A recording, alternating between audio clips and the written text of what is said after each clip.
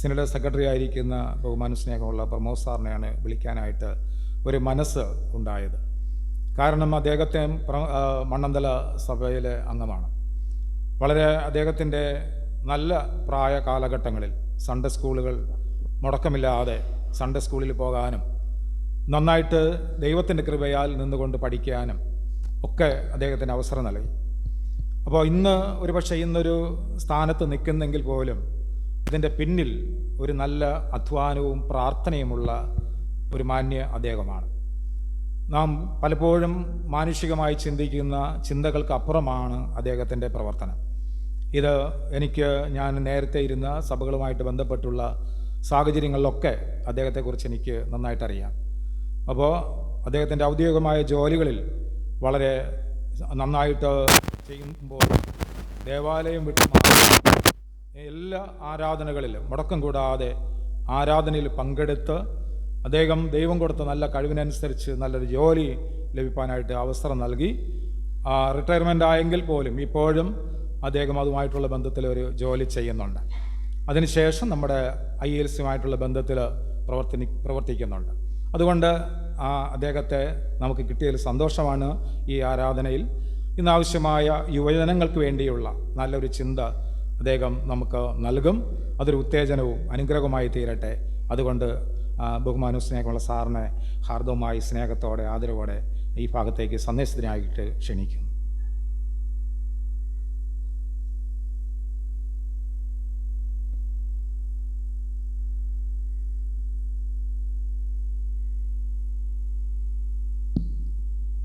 നമുക്കൊരു നിമിഷം കണ്ണുകൾ അടയ്ക്കാം. ശക്തിയല്ല കർത്താവേ, അങ്ങയുടെ കൃപ കൊണ്ട് മാത്രം ഞങ്ങളെ കരുതുകയും വീണ്ടും ഞങ്ങൾക്ക് ഈ ആലയത്തിൽ കടന്നു വരാൻ വേണം ഞങ്ങളെ ഒരുക്കിയ കൃപയ്ക്കായി സ്തോത്രം കർത്താവേ. ദൈവമേ, ഈ ആലയത്തെ അങ്ങയുടെ സാന്നിധ്യം കൊണ്ട് നിറയ്ക്കണമേ കർത്താവേ. അപ്പച്ച വചനം കേൾക്കാൻ വന്ന അങ്ങയുടെ പ്രിയ മക്കളെ അനുഗ്രഹിക്കണമേ കർത്താവേ. ദൈവമേ, അങ്ങ് പറയാൻ ആഗ്രഹിക്കുന്ന വചനങ്ങൾ ഈ എളിയ മകനിലൂടെ ഒരു മുഖാന്തരമായി എടുത്ത് അങ്ങ് സംസാരിക്കണേ എന്ന് അപേക്ഷിക്കാവേ. കർത്താവെ, അങ്ങ് തന്നെ സംസാരിക്കണമേ, അങ്ങ് തന്നെ കേൾപ്പിക്കണേ കർത്താവേ. ഇന്ന് ഈ ആലയത്തിൽ വന്നത് നല്ലത് എന്ന് മനസ്സിലാക്കാൻ വേണ്ടി ഓരോ ഹൃദയങ്ങളെയും അങ്ങ് തൊടയണമേ കർത്താവേ. അപ്പച്ച വചനത്തിൽ നിറഞ്ഞ ഹൃദയങ്ങളായി ഇവിടുന്ന് കടന്നു പോകാൻ ഓരോ മക്കളെയും അങ്ങ് അനുഗ്രഹിക്കണേ കർത്താവേ. ദൈവം അവരുടെ പ്രയാസങ്ങൾ, അവരുടെ വേദനകൾ, അവരുടെ കഷ്ടപ്പാടുകൾ അങ്ങ് അറിയുന്ന കർത്താവേ. ഞങ്ങളെക്കാൾ കൂടുതൽ അറിയുന്ന കർത്താവ് ആശ്വാസദായനായി അവരോടൊപ്പം ഉണ്ടാകണമേ. ഒന്നുകൂടെ തിരുസൽ വരുന്ന കർത്താവേ. ദൈവമേ, തിരു സാന്നിധ്യം കൊണ്ട് ഈ ആലയത്തെ നിറയ്ക്കണമേ. ഈ ആരാധന തീരുന്ന സമയം വരെയും അപ്പച്ച അങ്ങയുടെ പരിശുദ്ധാത്മാവിന്റെ ശക്തി ഈ ആലയത്തിൽ ഉണ്ടാകണേന്ന് അപേക്ഷിക്കർത്താവേ. നന്മകളാലും കൃപകളാലും അനുഗ്രഹങ്ങളാലും ഞങ്ങളെ കാക്കണം എൻ്റെ പ്രിയ കർത്താവേ. ആമേൻ. വാഴ്ത്തപ്പെട്ടവനായ ത്രിയേക ദൈവനാമം വാഴ്ത്തപ്പെടുമാറാട്ടെ. സ്നേഹവും ബഹുമാനമുള്ള നിങ്ങൾക്കെല്ലാം പ്രിയങ്കനായ പ്രിയ വൈദികൻ റോബിൻ സച്ചൻ, പ്രിയപ്പെട്ട സഭാ കമ്മിറ്റി അംഗങ്ങളെ, നിങ്ങൾക്കെല്ലാം ട്രിവാൻഡ്രം സെന്ററിൻ്റെ പേരിലുള്ള സ്നേഹാദരവ് ആദ്യമേ അറിയിക്കട്ടെ. ഞാൻ വലിയൊരു പ്രാസംഗികനോ മുഴുവൻ സമയ സുവിശേഷ പ്രവർത്തനോ ഒന്നും തന്നെയല്ല. പക്ഷേ കർത്താവായ യേശുക്രിസ്തുവിൻ്റെ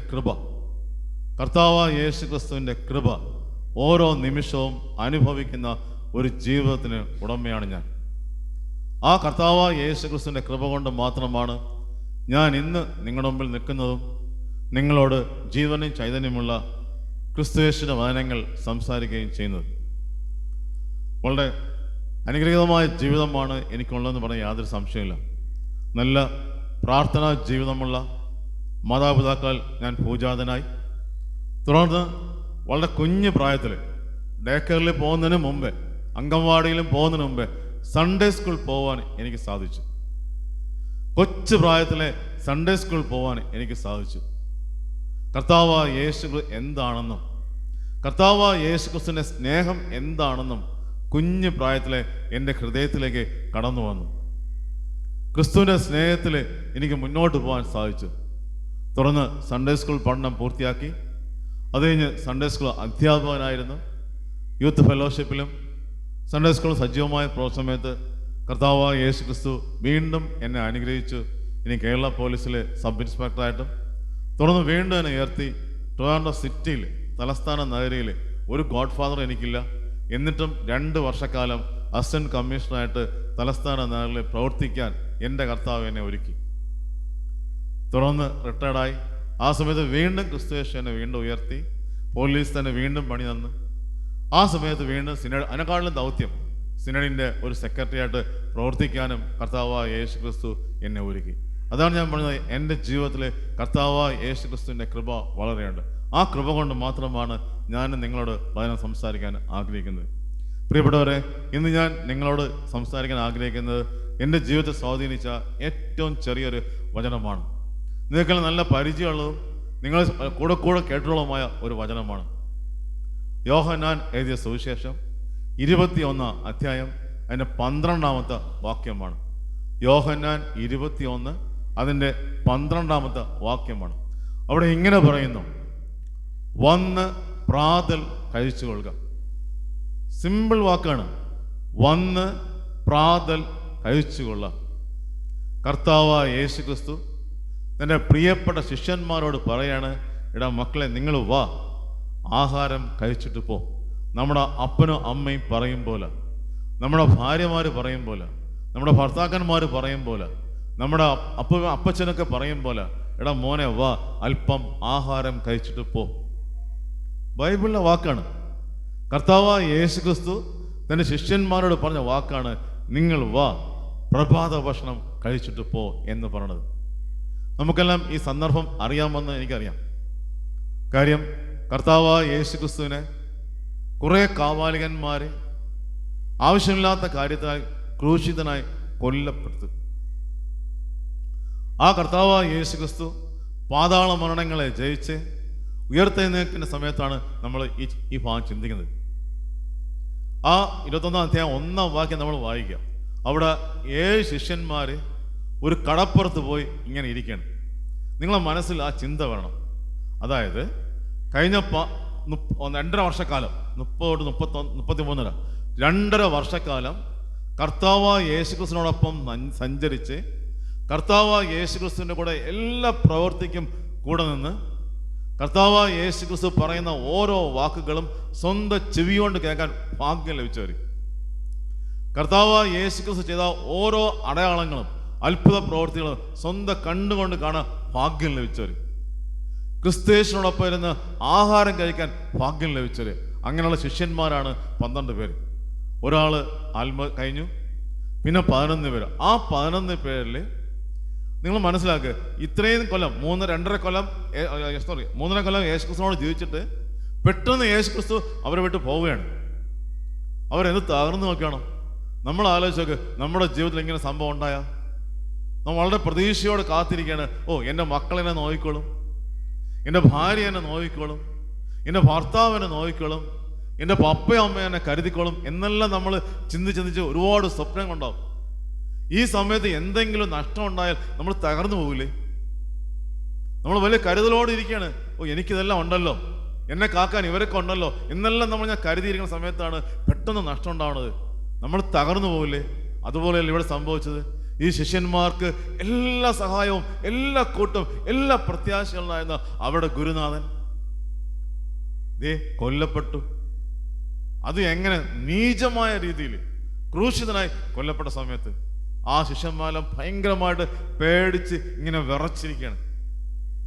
അവരുടെ ഇടയിൽ ക്രിസ്തുയേശു വന്ന് പറയുന്നുണ്ട്, നിങ്ങൾക്ക് സമാധാനം. നേരത്തെ ഉള്ളത് ഓക്കെ. ഇവിടെ ഈ കടപ്പുറത്ത് ഇങ്ങനെ 7 പേരിരിക്കുകയാണ്. അവർ ആകപ്പാടെ നിരാശരാണ്. കടപ്പുറത്ത് പോയി ഇങ്ങനെ ആലോചിച്ചുകൊണ്ടിരിക്കുകയാണ്, നമ്മളിനി എന്ത് ചെയ്യും, നമ്മളിനി എന്ത് ചെയ്യും. അതും 7 പേര് പേര് പോലെ അവിടെ പറയുന്നുണ്ട്. 1 പത്രോസ്, ഭയങ്കര വിശ്വാസിയും ക്രിസ്തുവിനോട് കൂടാണെന്നാണ് പത്രോസ്. 2 തോമസ്, 3 നഥനിയേൽ, സബദി മക്കൾ യാക്കോബും യോഹന്നാനും, പിന്നെ വേറെ 2 പേര് അവിടെ പറയുന്നില്ല. ഇങ്ങനെ കൃത്യമായിട്ട് 7 പേരെ പറ്റി 1-ാം വാക്യത്തിൽ പറയുന്നുണ്ട്. ഇവർ 7 പേരും ഈ കടക്കരയിൽ നിന്ന് ആലോചിക്കണം, നമ്മളിനി എന്ത് ചെയ്യും. അവസാനം പത്രോസ് പറയാണ്, ഞാൻ ഇതെല്ലാം മതിയാക്കി, ഞാൻ ഈ പണിയെല്ലാം മതി, ഇനി സുവിശേഷവും ഇല്ല, പ്രസംഗവും ഇല്ല, ഒന്നുമില്ല, ഞാൻ എല്ലാം മതിയാക്കി എൻ്റെ പഴയ പണിക്ക് പോവുകയാണ്. എന്താണ് പഴയ പണി? കൂടെ അറിയാലോ. എന്താ പഴയ പണി പത്രോസിന്റെ? മീൻപിടുത്തം അല്ലേ? ഇവരെല്ലാം കൂടുതൽ ഒരു മീൻപിടുത്തക്കാരാണ്. പത്രോസ് പറയാണ്, ഞാൻ ഇനി എൻ്റെ പഴയ പണിക്ക് പോവുകയാണ്, മീൻ പിടിക്കാൻ പോവുകയാണ് എന്ന് പറയാണ്. ബാക്കിയുള്ള 6 പേരും മനസ്സോടെ സമ്മതിച്ചു. കാര്യം ലീഡർ അല്ലേ. അയാൾ പറയാണ്, നമുക്ക് പോവാം പഴയ മീൻ പിടിക്കാനെന്ന്. അവര് ആ വള്ളവും വലയും എടുത്ത് മീൻ പിടിക്കാൻ പോവുകയാണ്. രാത്രി മൊത്തം കടലിൽ കിടന്ന് മീൻ പിടിക്കാണ്. ആ ചരിത്രം വേണത് ആ സമയത്ത് അവർക്ക് 38 വയസ്സൊക്കെ ആവറേജ് എന്നാണ്. ഇപ്പം നല്ല ആരോഗ്യമുള്ള നല്ല ശക്തിമാന്മായ ആൾക്കാർ, പരമ്പരാഗതമായിട്ട് കുടുംബപരമായിട്ട് മത്സ്യത്തൊഴിലാളികൾ. കടൽ എങ്ങനെയാണെന്നും എവിടെയാണ് മീൻ പിടിക്കണമെന്നും എങ്ങനെയാണ് മീൻ പിടിക്കണമെന്നും വ്യക്തമായിട്ട് അറിയാവുന്ന 7 പേര്. അവർ കടലിൽ കിടന്ന് ഇങ്ങനെ മൊത്തം മീൻ പിടിക്കാൻ വേണ്ടി മാക്സിമം ശ്രമിക്കുകയാണ്. രാത്രി മൊത്തം അധ്വാനിച്ചു. പ്രഭാതമായപ്പോഴേ അവിടെ ആ കടപ്പുറത്ത് ഒരാൾ കടന്നു വരികയാണ്. യേശുവാണെന്ന് അവർ അറിയുന്നില്ല. യേശു കടപ്പുറത്ത് വന്ന് ഇവരോട് നല്ലൊരു ക്വസ്റ്റ്യൻ ചോദിക്കുന്നുണ്ട്. 5-ാം വാക്യം, എടാ മക്കളെ, വല്ലതും കിട്ടിയാടാ? എടാ, നിങ്ങൾ ഇന്ന് രാത്രി മൊത്തം അധ്വാനിച്ചില്ലേ, നിങ്ങൾക്ക് എന്തെങ്കിലും കിട്ടിയാടാ? ഒരു മീന് ഇനി കൊണ്ടുതാ എന്ന് പറയാണ്. ഈ ശിഷ്യന്മാർ പറഞ്ഞ്, കർത്താവെന്ന് അറിയില്ല, ഞങ്ങൾ ഇന്നലെ രാത്രി മൊത്തം അധ്വാനിച്ചു, ഞങ്ങളുടെ കഴിവെല്ലാം ഉപയോഗിച്ചു, ഞങ്ങളുടെ ശക്തിയെല്ലാം ഉപയോഗിച്ചു, ഞങ്ങളുടെ അറിവെല്ലാം ഉപയോഗിച്ചു, ഞങ്ങൾക്ക് ഒരു മീന് പോലും പിടിക്കാൻ സാധിച്ചില്ല എന്ന് പറയണം. അപ്പൊ യേശു പറയാണ്, ഒരു കാര്യം ദേ ആ വലത്ത് ഭാഗത്ത് വലയെറി. നിങ്ങൾ ഇപ്പോൾ ഉപയോഗിക്കുന്ന വള്ളത്തിന്റെ വലത്ത് ഭാഗത്ത് വലയെറിയാം. നമ്മളൊക്കെയാണെങ്കിൽ എന്താ പറയും, കളഞ്ഞിട്ട് പോണേന്ന് പറഞ്ഞാലല്ലേ. കാര്യം ഇന്നലെ രാത്രി മൊത്തം ഇടിച്ച് ഇളക്കി പിടിച്ചെടുത്താണ് ഒരു മനുഷ്യൻ വന്ന് പറയണത്, ദേ ആ വലത്ത് ഭാഗത്ത് വലയെറിയുടെന്ന്. ശിഷ്യന്മാർ അനുസരിച്ചു. ശിഷ്യന്മാർ ആ വാക്ക് കേട്ട് അവരെന്ത് ചെയ്ത്, ക്രിസ്തുവിന്റെ വാക്ക് കേട്ട് വലയെറിഞ്ഞ്. പിന്നെ നമ്മൾ കാണുന്നത് എന്താണ്? ആ വല നിറച്ചും മീൻ കയറുന്നതാണ്. ആ വല നിറച്ചും വലിയ വലിയ മീനുകൾ കയറുന്നതാണ്. നോക്കണേ, ഒരു നൊത്തോലി മീനിനെ പോലും പിടിക്കാൻ സാധിക്കാത്ത ആ സ്ഥലത്ത് നിന്ന്, ഒരു ചെറിയ മീനിനെ പോലും പിടിക്കാൻ സാധിക്കുന്നില്ലെന്ന് ക്രിസ്തേശു വന്നപ്പോൾ വല നിറച്ച് മീൻ കയറുകയാണ്. വല നിറച്ച് മീൻ കയറുകയാണ്. കൃത്യമായിട്ട് എണ്ണം പോലും പറയുന്നുണ്ട്. 153 വലിയ മീനുകൾ അവിടെ കയറിയെന്നാണ്. ശിഷ്യന്മാര് ഈ ബാക്കിയുള്ള വലക്കാരെയൊക്കെ വിളിച്ച് എല്ലാം കൂടെ ചേർന്ന് ഈ വള്ളത്തെയും വലയും കരയെ കയറ്റി. ആ സമയത്ത് ക്രിസ്തു യേശു അവരോട് പറഞ്ഞ വാക്കാണ്, എടാ മക്കളെ, നിങ്ങൾ വാ, നിങ്ങൾക്ക് വേണ്ടി ഞാൻ ആഹാരം തയ്യാറാക്കിയിരിക്കുകയാണ്. നിങ്ങൾക്ക് വേണ്ടി അവിടെ അപ്പം, ആഹാരത്തെ പേര് പോലും പറയുന്നുണ്ട്, അപ്പവും ചുട്ട മീനും. അപ്പവും ചുട്ട മീനും നിങ്ങൾക്കായിട്ട് ഒരുക്കിയിരിക്കുകയാണ്, അത് വന്ന് കഴിക്കുക. ഇതാണ് ആ കോണ്ടസ്റ്റ് എന്ന് പറയുന്നത്. എനിക്ക് ഇവിടെ നമുക്ക് 4 കാര്യങ്ങൾ ചിന്തിക്കാൻ സാധിക്കും. എന്താണ് 4 കാര്യങ്ങൾ? ഒന്നാമത്തെ കാര്യം, കർത്താവായ യേശു ക്രിസ്തു ഇല്ലാത്ത പ്രയത്നം വൃഥാവാണ്, വേസ്റ്റാണ്.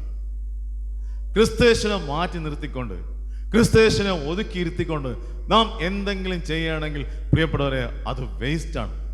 ഇവിടെ നോക്ക്, ഈ ശിഷ്യന്മാര് ക്രിസ്തു ആരാണെന്നറിയാം, ക്രിസ്തുവിന്റെ ശക്തി അറിയാം, ക്രിസ്തു ദൈവപുത്രനാണെന്നറിയാം, പരിശുദ്ധാത്മാവിന് ശക്തിയുള്ള ആളാണെന്നറിയാം, രക്ഷകനാണെന്നറിയാം. എന്നിട്ടും അവരെന്ത് ചെയ്ത് തള്ളിക്കളഞ്ഞില്ലേ? കൂടെ നടന്ന് എല്ലാം കണ്ടവര്, കൂടെ നടന്ന് എല്ലാം അനുഭവിച്ചവര്, കൂടെ നടന്ന് ജീവിച്ചവര്, പക്ഷെ എന്ത് ചെയ്ത് അവര് തള്ളിക്കളഞ്ഞ് ക്രിസ്തുവിനെ. എന്നിട്ട് അവരുടെ ശക്തി ഉപയോഗിച്ചുകൊണ്ട്, അവരുടെ സമ്പത്ത് ഉപയോഗിച്ചുകൊണ്ട്, അവരുടെ കഴിവ് ഉപയോഗിച്ചുകൊണ്ട് മീൻ പിടിക്കാൻ വേണ്ടി അവര് പോയി. ഒന്നുപോലും സമ്പാദിക്കാൻ സാധിച്ചില്ല. സോ ഫസ്റ്റ് പോയിന്റ് അതാണ്, ക്രിസ്തേശു ഇല്ലാതെ എന്ത് പ്രയത്നം ചെയ്താലും അത് വൃഥാവാണ്, വേസ്റ്റാണ് എന്ന് നാം ഓർക്കുക.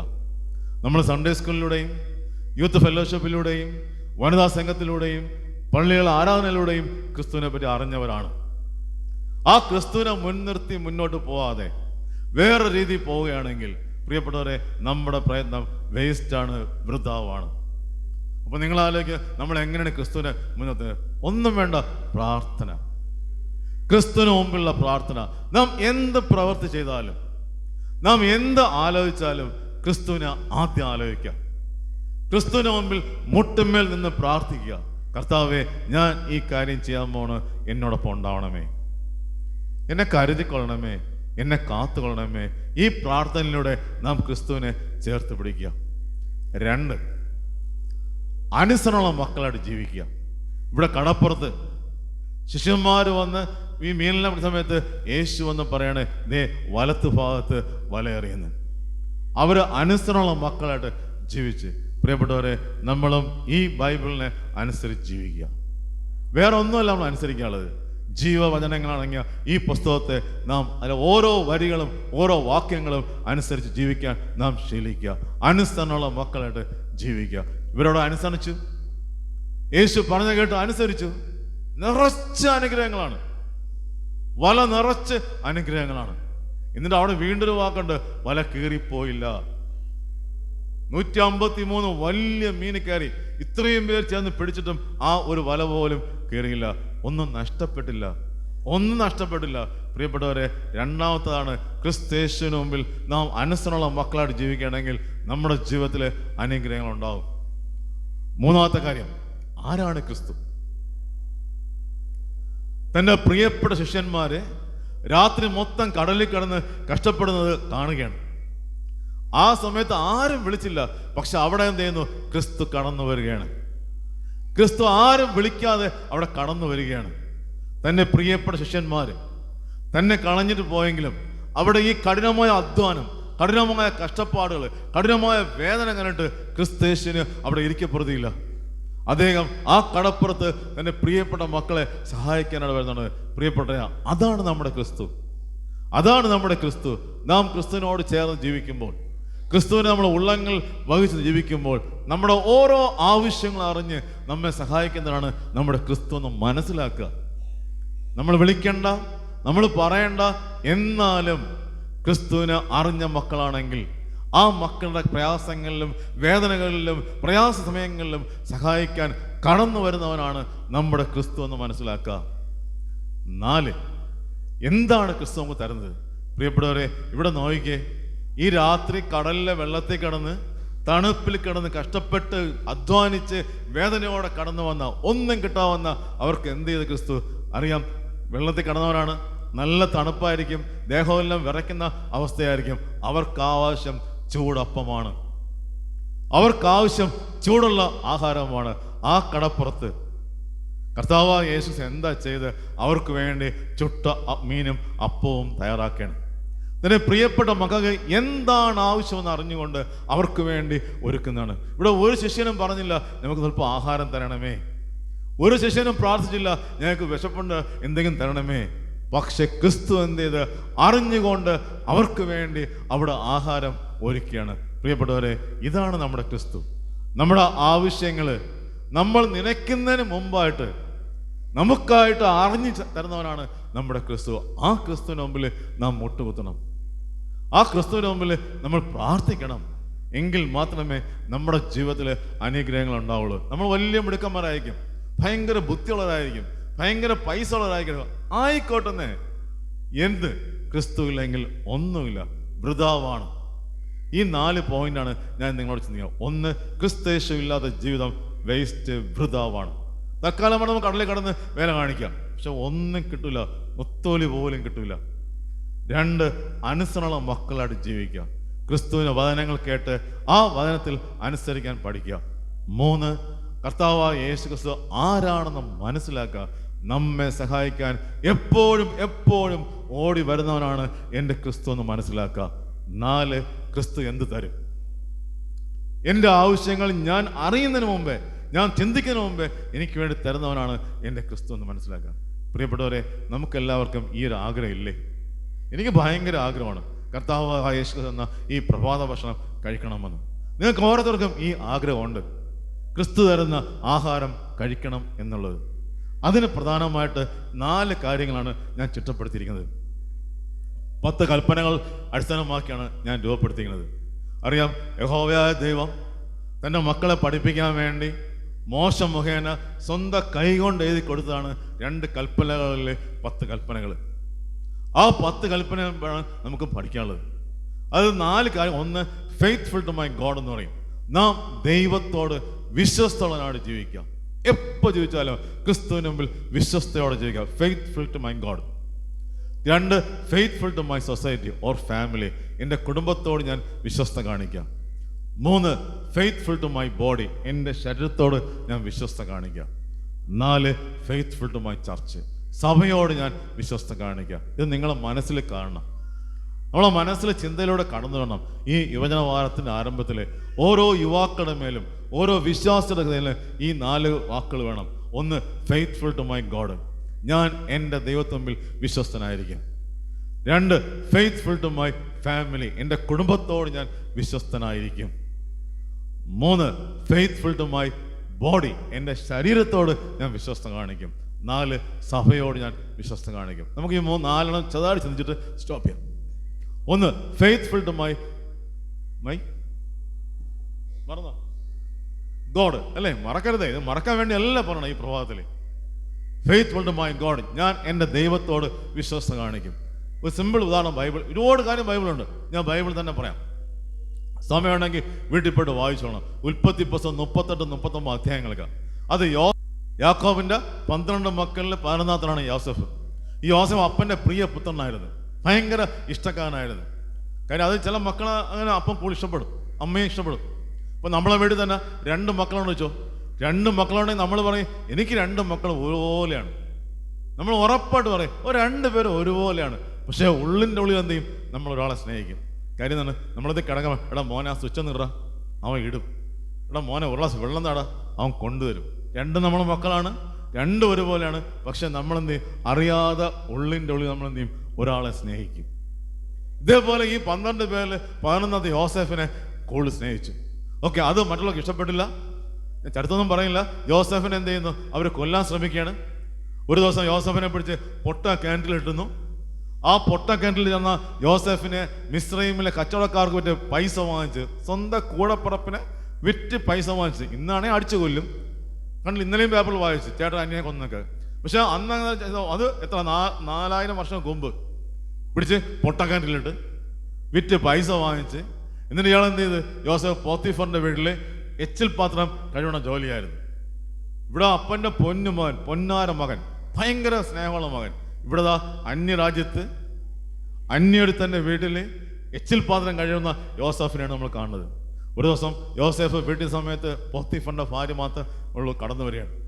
അവൾ ഇവനെ കയറി പിടിക്കാൻ ശ്രമിക്കുകയാണ്, വശീകരിക്കാൻ ശ്രമിക്കുകയാണ്. അവൻ എന്ത് ചെയ്ത്, ബൈബിളിലെ വാക്കുണ്ട്, തൻ്റെ വസ്ത്രം വലിച്ചെറിഞ്ഞിട്ട് ഇറങ്ങി ഓടിയാന്നാണ്. പാപം ചെയ്യാതിരിക്കാൻ വേണ്ടി, തെറ്റ് ചെയ്യാതിരിക്കാൻ വേണ്ടി തൻ്റെ വസ്ത്രം വലിച്ചെറിഞ്ഞിട്ട് ഇറങ്ങി ഓടിയ യോസേഫിനെ കാണാൻ സാധിക്കും. പിന്നീട് എന്താ കാണുന്നത്, ഈ സ്ത്രീ ഭർത്താവ് വന്നപ്പോൾ പറഞ്ഞ് എന്നെ അവൻ പീഡിപ്പിക്കാൻ ശ്രമിച്ചു. ഇന്ന് പല സ്ത്രീകളും പറയും പോലെ യോസേഫിനെ എടുത്ത് ജയിലിലിട്ട്, കാരാഗൃഹത്തിലിട്ട്. പ്രിയപ്പെട്ടവരെ, നമ്മൾ പിന്നെ എന്താ കാണുന്നത്, ആ യോസേഫ് അന്യരാജ്യത്ത് മിസ്രൈമിലെ സർവാധിപനായിട്ട് മാറിയ യോസേഫിനെ കാണാൻ സാധിക്കും. സർവാധിപനായിട്ട് മാറിയ യോസേഫിനെ കാണാൻ സാധിക്കും. ഞാൻ ഇത് പറയാൻ കാരണം, യോസേഫിന്റെ ജീവിതത്തിൽ രഹസ്യ പാപങ്ങൾ ചെയ്യാനുള്ള അവസരം കിട്ടി, തെറ്റ് ചെയ്യാനുള്ള അവസരം കിട്ടി. ആ സമയങ്ങളിൽ അവൻ എന്ത് ചെയ്ത്, I am faithful to my God, എനിക്ക് ആരെയും മുമ്പിൽ വേണ്ട, ആരെയും കാണിക്കണ്ട, but I am faithful to my God, ഞാൻ എൻ്റെ ദൈവത്തിന് മുമ്പിൽ വിശ്വസ്തനായിരിക്കും. പാപത്തിന് ത്യാഗി ഇറങ്ങി ഓടുകയാണ്. പ്രിയപ്പെട്ടവരെ, ഈ ചിന്ത നമ്മളെ മനസ്സിൽ കടന്നു വേണം, I am faithful to my God. നമ്മൾ പലപ്പോഴും നമുക്ക് സംഭവിക്കാറില്ലേ, നമ്മൾ വിചാരിക്കും, ഓ ഇതിപ്പോൾ എൻ്റെ പപ്പ അറിയില്ല, ഞാൻ ഈ തെറ്റ് ചെയ്താൽ എൻ്റെ അമ്മ അറിയില്ല, എൻ്റെ ഭർത്താവ് അറിയില്ല, എൻ്റെ ഭാര്യ അറിയില്ല, എൻ്റെ സ്കൂളിലെ ടീച്ചർമാർ അറിയില്ല എന്നെല്ലാം നമ്മൾ വിചാരിക്കണം. ഒരുപാട് അവസരങ്ങളുണ്ട്. തെറ്റിലേക്ക് നമ്മളെ വശീകരിക്കപ്പെടും, നമ്മളെ മോഹിപ്പിക്കപ്പെടും, ജഡമോഹത്താൽ നാം പ്രേരിപ്പിച്ചോ. പക്ഷെ ആ സമയങ്ങളിലും എൻ്റെ പ്രിയപ്പെട്ടവരെ, നമ്മുടെ മനസ്സിൽ കടന്നു വേണം, I am faithful to my God, ഞാൻ എൻ്റെ ദൈവത്തോട് വിശ്വസ്ത കാണിക്കും. ആരെയും ബോധിപ്പിക്കാനല്ല, ആരുടെ മുമ്പിൽ കണക്ക് പറയാൻ വേണ്ടിയില്ല, പക്ഷേ ക്രിസ്തുവിന് മുമ്പിൽ I am faithful to my God. നമ്മുടെ മനസ്സിൽ ഈ വാക്ക് മാറരുത്.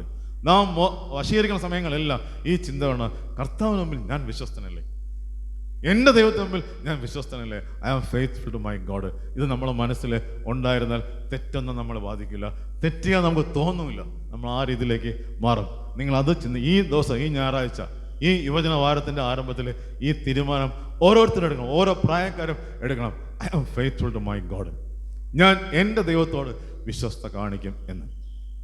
രണ്ടാമത്, ഫെയ്ത്ത്ഫുൾ ടു മൈ ഫാമിലി.